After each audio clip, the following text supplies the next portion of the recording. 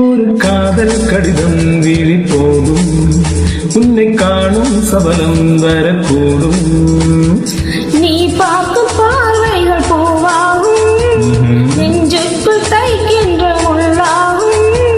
கண்ணேயில் கண்பட்ட காய் கை வைக்க காணாத ஆறும்.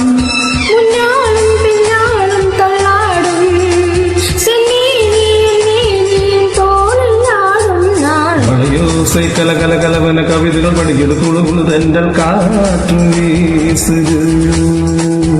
சில நேரம் சிறு சிறு சிறுவென சிறுவிகள் படபட துடிக்குது, எங்கும் தேகம் கூசுது.